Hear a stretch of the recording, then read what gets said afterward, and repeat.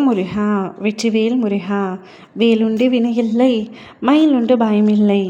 என் அன்பு தங்கமே, அரை மணி நேரத்தில் என் கையை தொட்டு நீ இப்பதிவை கேட்டிருந்தால் அடுத்த 1 மணி நேரத்தில் நீ மிகவும் மகிழ்ச்சி அடையும்படியான நல்ல செய்தி ஒன்று உன்னை தேடி வரப்போகின்றது.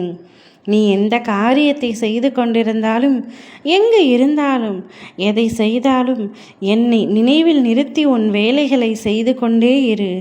அதை நான் உனக்கு வெற்றியடையும்படி செய்வேன். உன்னுடைய வேண்டுதல் நிறைவேறவில்லையே என்று கவலைப்படாதே.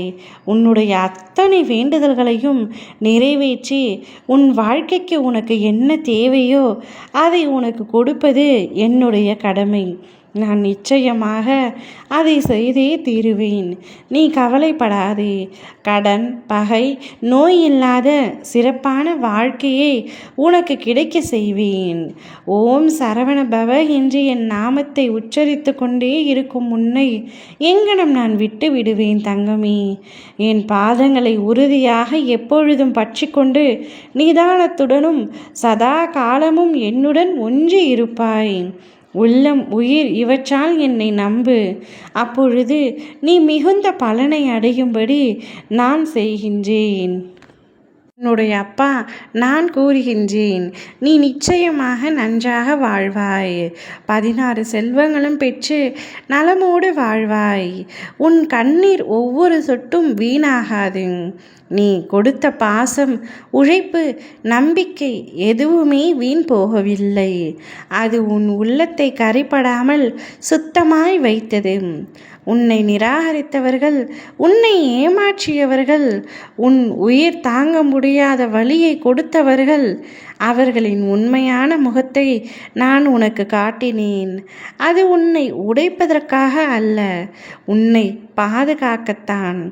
இன்று நீ என் அருளின் குடையில் பத்திரமாய் இருக்கின்றாய், பாதுகாப்பாய் இருக்கின்றாய். இனி உன்னிடம் வர யாருக்கும் வலிமை இல்லை. உன் வாழ்க்கை புதிதாய் மலர்ந்திருக்கின்றது. ஆகையால் மனதில் நேர்மறை எண்ணத்தோடு இரு. உன் அப்பா நான் உன் அருகில் உனக்காக இருக்கின்றேன் என்ற நம்பிக்கையோடு ஒவ்வொரு நாளையும் நீ மகிழ்ச்சியாக வாழ வேண்டும். இது உன் அப்பாவின் அன்பு கட்டளை.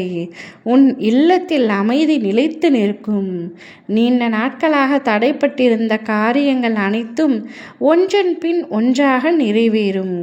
நீ எப்பொழுதும் தள்ளி போட்டு வந்த சில காரியங்களை இப்பொழுது தொடங்க வேண்டும் என்று உன் மனம் சொல்லும்.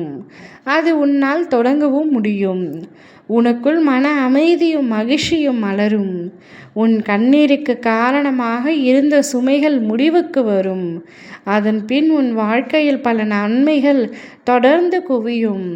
ஆகையால் நீ அறிந்த நாமங்களை உச்சரித்து உன் உள்ளத்தில் நேர்மறை எண்ணங்களை வளர்த்துக்கொள்.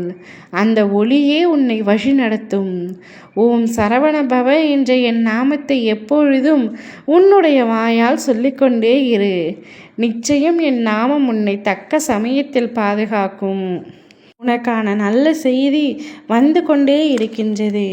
இன்னும் 1 மணி நேரத்தில் நிச்சயமாக நீ அச்செய்தியை கேட்ட ஆனந்தத்தில் துள்ளி குதிப்பாய்.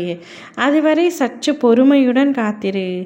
ஓம் முருகா வெற்றிவேல் முருகா.